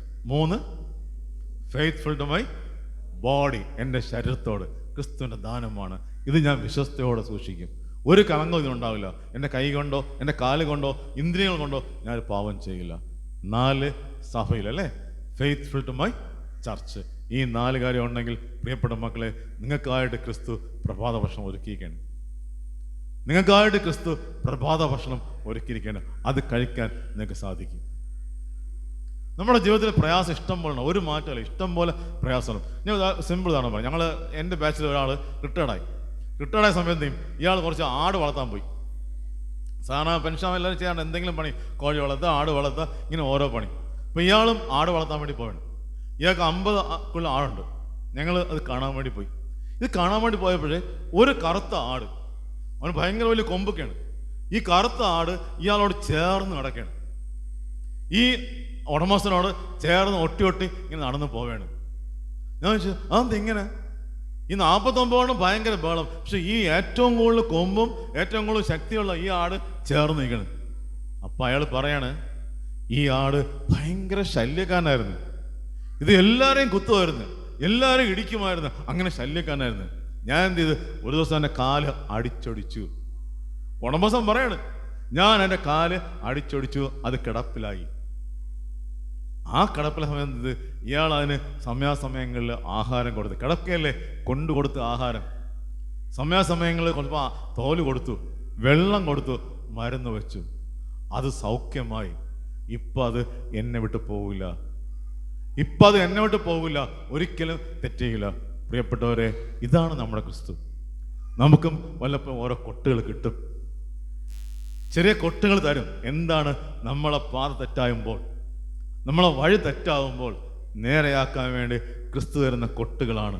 ചെറിയ അസുഖങ്ങൾ, ചെറിയ ചെറിയ പ്രയാസങ്ങൾ, ഇതെല്ലാം ഉണ്ടാവും. പക്ഷെ ആ സമയത്ത് നമ്മൾ മനസ്സിലാക്കുക, ഈ ആടിനെ പോലെ, വികൃതിയും ശല്യക്കാനുമായ ആടിനെ ക്രിസ്തു ഇടയം ചേർത്ത് നിർത്തിയ പോലെ നമ്മളെയും ക്രിസ്തുവിനോട് ചേർക്കാൻ വേണ്ടിയാണ് ഈ പ്രയാസങ്ങൾ നമ്മളുണ്ടാകുന്നത്. അതൊരിക്കലും ഒരു തെറ്റായിട്ടോ പരീക്ഷണമായിട്ടോ കാണില്ല. ക്രിസ്തുവിൻ്റെ സ്നേഹം നമ്മളിലേക്ക് വരുന്നതാണ് മനസ്സിലാക്കുക. അത് മനസ്സിലാക്കിക്കൊണ്ട് നിങ്ങൾ മുന്നോട്ട് പോകാം. ഞാൻ ആദ്യം പറഞ്ഞ കാര്യം ഓർക്കുക, ഞാനൊരു മിടുക്കനല്ല, ഞാൻ ഒന്നുമല്ല. പക്ഷേ സൺഡേ സ്കൂളിലൂടെ ആണ് ഇത്രയും വലുതായത്. നിങ്ങളും ആ സൺഡേ സ്കൂളിൽ നമ്മളെ കുഞ്ഞുങ്ങളെ അയക്കുക. കുഞ്ഞുങ്ങളെ നമ്മൾ അയക്കണം. കാരണം പിന്നെ നമുക്ക് 7ാം ക്ലാസ്സൊക്കെ ആയി പിന്നെ അവർക്കൊന്നും ട്യൂഷൻ ക്ലാസ്സും പ്രൈവറ്റ് ട്യൂഷനൊക്കെ ആയിപ്പോവും, സമയം കിട്ടില്ല. പക്ഷെ കുഞ്ഞു പ്രായത്തിലെ നാം അവരിലേക്ക് ക്രിസ്തുവിൻ്റെ സ്നേഹം കടത്തിയുണ്ടാവും. നിന്നെ സ്നേഹിക്കാൻ ഒരു മനുഷ്യനുണ്ട്, നിന്നെ കരുതാൻ ഒരു മനുഷ്യനുണ്ട് എന്ന കാര്യങ്ങൾ നാം കുഞ്ഞു മനസ്സിൽ കൊടുക്കാം. ഒരിക്കലും ഒരു മാതാപിതാക്കളും അത് മടിക്കരുത്. ചിലപ്പോൾ നേരത്തെ വരണമായിരിക്കും, എന്നാലും നമ്മുടെ മക്കളെ വചനത്തിൽ ക്രിസ്തുവിൻ്റെ സ്നേഹത്തിൽ വളർത്തുക. ആ ഒരു വളർച്ച കൊണ്ട് മാത്രമാണ് ഞാൻ എന്തെങ്കിലും ആയത്. അല്ല, വേറെ ഒരു മഹിമ എനിക്കില്ല. വെറും ഡിഗ്രിയും PGയും മാത്രമേ ഉള്ളൂ. അതിപ്പോൾ എന്നെക്കാളും എത്രയോ പേർ കാണും. പക്ഷെ ക്രിസ്തുവിനെ വീണ്ടും അവിടെ ഉയർത്തിയൊരു പോലീസ് സബ് ഇൻസ്പെക്ടർ എനിക്ക് ജോലി കിട്ടി. വീണ്ടും എന്നെ ഉയർത്തി. ഇത് കർത്താവിൻ്റെ കൃപ കൊണ്ട് മാത്രം, പ്രാർത്ഥന കൊണ്ട് മാത്രമാണ്. ഞാൻ ഇത് ഉറച്ചു പറയാൻ കാരണം, നിങ്ങളുടെ ജീവിതത്തിലും പ്രാർത്ഥനാ ജീവിതം ഉണ്ടെങ്കിൽ പ്രിയപ്പെട്ട മക്കളെ നിങ്ങൾ അനുഗ്രഹിക്കും. ജോലി കിട്ടാൻ താമസിക്കുമായിരിക്കും, സ്ഥാനങ്ങൾ കിട്ടാൻ താമസിക്കുമായിരിക്കും, ആയിക്കോട്ടെ. എന്നാൽ ക്രിസ്തു നിങ്ങളെ ചേർത്ത് പിടിക്കും, ക്രിസ്തു നിങ്ങളെ അനുഗ്രഹിക്കും. ആ പ്രത്യാശയോടെ ജീവിക്കുക. എല്ലാ യുവാക്കളും നമ്മുടെ സഭയ്ക്ക് ഒരു മുതൽക്കൂട്ടമാണ്. നമ്മുടെ ലൂതറൻ സഭയുടെ പ്രത്യേകത അതാണ്. ദൈവത്തിൻ്റെ കൃപ കൊണ്ടാണ് നാം എല്ലാത്തിലും വിശ്വാസത്തിൽ ബലപ്പെടുന്നത്. ആ കൃപ നമ്മുടെ ജീവിതത്തിലും ഉണ്ടാവണം. മറ്റൊന്നും ചിന്തിക്കുക. സഭാ രാഷ്ട്രീയം വേറെ, അത് ഓരോ സ്ഥാനങ്ങളും ഓരോരുത്തർ വരും പോകും, ഇതൊന്നും പറ്റും ചിന്തിക്കാൻ പോകണ്ട. പക്ഷേ എൻ്റെ ക്രിസ്തു കൃപയിലൂടെ ഞാൻ വിശ്വാസ വെള്ളം എന്ന് ചിന്തിച്ചോണ്ട് മുന്നോട്ട് പോവാ. അങ്ങനെ 4 കാര്യങ്ങൾ 2 തരത്തിൽ പറഞ്ഞ്, 1 ക്രിസ്തുവില്ലാത്ത പ്രയത്നം വൃഥാവാണ്, വെറുതെ മീൻ പിടിക്കാൻ പോകരുതേ. 2 അനുസരണമുള്ള മക്കളായിട്ട് ജീവിക്കുക. 3 ക്രിസ്തു നമ്മെ സഹായിക്കാൻ എപ്പോഴും വേണോ ഓടിയെത്തും. 4 നമുക്കായിട്ടാണ് അപ്പവും ചുട്ടമീനും എല്ലാം മറന്നു വേണ്ടവർ. ഓക്കെ, അവിടെ എല്ലാം കൂടെ ബ്രേക്ക്ഫാസ്റ്റ് നമുക്ക് ഒരുക്കുന്നുണ്ട്. ഇത് 4 വേണമെങ്കിൽ വേറെ 4 വേണം, ഈ 4 വേണമെങ്കിൽ വേറെ 4. അത് നിങ്ങൾക്ക് അറിയാമെന്ന് വിശ്വസിക്കുന്നു. എന്തായാലും ഈ കേട്ട വചനങ്ങളുടെ കർത്താവായ യേശു നിങ്ങളെല്ലാവരും അനുഗ്രഹിക്കട്ടെ. ആമേൻ.